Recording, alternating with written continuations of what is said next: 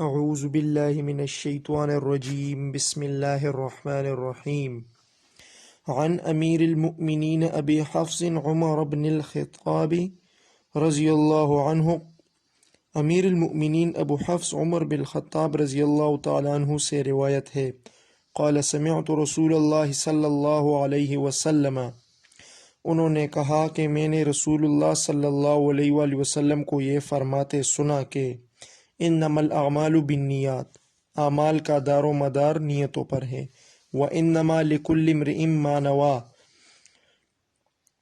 صرف بے شک وہی ہے جس کی اس نے نیت کی، تو پس نوا، فمن کان ہجرتہ الی اللہ ورسولہ فہجرتہ الی اللہ ورسولہ، ومن کانت ہجرتہ لدنیا یصیبها او امرأۃ ینکحها فہجرتہ الی ما ہاجر الیہ،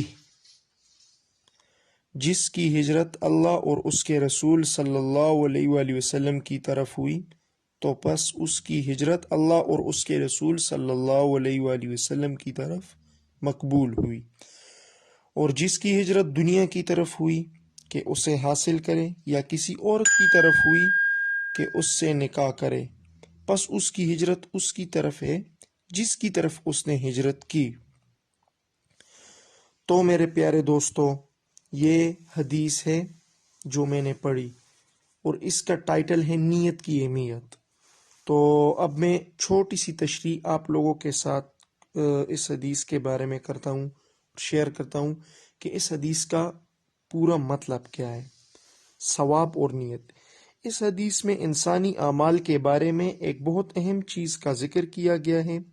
عمل کی ایک ظاہری شکل و صورت ہوتی ہے جو آنکھوں کو نظر آتی ہے، اور ایک شکل وہ ہے جو دیکھی نہیں جا سکتی۔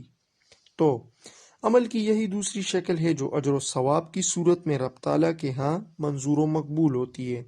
اسی حقیقت کی طرف قرآن مجید میں سورۃ الحج آیت 37 میں ارشاد کیا گیا ہے، سورۃ الحج آیت 37 میں ارشاد کیا گیا ہے، لَن يَنَالَ اللَّهُ لُحُومُهَا وَلَا دِمَاؤُهَا وَلَٰكِن يَنَالُهُ التَّقْوَىٰ مِنكُمْ، کہ اللہ تعالیٰ کے پاس تمہارے قربانیوں کے گوشت اور خون نہیں پہنچتے، بلکہ اس کے پاس تمہارے دلوں کا تقویٰ پہنچتا ہے۔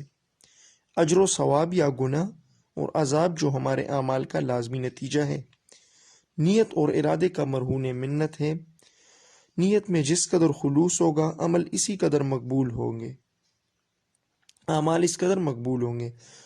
اللہ تعالیٰ تمہاری صورتوں اور مالوں کو نہیں دیکھتا، بلکہ وہ تمہارے دلوں کو اور اعمال کو دیکھتا ہے۔ تو دوستو، اسی طرح اس کے بارے میں آپ لوگوں کو ایک چھوٹی سی 2-3 اور باتیں بتاتا ہوں۔ 3 ایسی چیزیں ہیں کہ اس کا وہ اعمال کے ساتھ بالکل ٹچ ہیں: طاعت، معاصی، مباحات۔ جہاں تک معاصی یعنی گناہوں کا تعلق ہے تو وہ نیت کے درست ہونے سے بھی قابل قبول نہیں ہو سکتے۔ مثلا ایک شخص حرام مال سے مسجد بنوا دے تو اس سے کوئی ثواب حاصل نہیں ہوگا، بلکہ ایسے کام اس کو جہنم میں لے جا سکتی ہے۔ اس طرح طاعات یعنی وہ کام جس کا خدا تعالیٰ نے حکم دیا ہے، تو ان کی قبولیت کے لیے نیت کا درست ہونا شرط ہے، یعنی ان سے ثواب اسی صورت میں حاصل ہوگا جب انہیں اللہ تعالیٰ کی خوشنودی کے لیے کیا جائے۔ اور اگر نیت صحیح نہ ہو، مثلا نماز لوگوں کے دکھاوے کے لیے پڑھی جائے یا صدقہ سخاوت کی داغ بٹھانے کے لیے دیا جائے، تو بھی اجر و ثواب سے ایسے بہترین اعمال خالی رہیں گے۔ اسی طرح یہی حالت مباحات کی ہے۔ نیت کے اعتبار سے ایک جائز کام باعث ثواب بھی بن سکتا ہے اور باعث گناہ بھی۔ مثلا خوشبو لگانا ایک جائز عمل ہے، اگر محض حصول لذت کے لیے لگائے جائے کہ میرے پاس مسجد میں کوئی بیٹھا ہو تو اسے راحت و تسکین ملے، تو اس کا اجر ملے گا، ثواب ملے گا۔ اور اگر ہاں تکبر اور مال و دولت کی نمائش کے لیے خوشبو لگائی جائے تو اس کا نتیجہ گناہ ہوگا، اور اگر اس کے لیے استعمال کی جائے کہ سنت رسول صلی اللہ علیہ وآلہ وسلم کی پیروی ہو جائے، یا اس لیے کہ مسجد میں قریب بیٹھے ہوئے لوگوں کو راحت پہنچے، تو یہ باعث ثواب ہوگا۔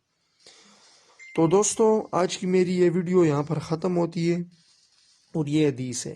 اس حدیث سے ہمیں یہ مطلب ملتا ہے اور یہ مقصد ہے کہ اس حدیث میں یہ بتایا گیا ہے کہ اعمال کا دار و مدار نیتوں پر ہے۔ تو انشاءاللہ نیکسٹ حدیث آپ کو سنائیں گے۔ اللہ حافظ۔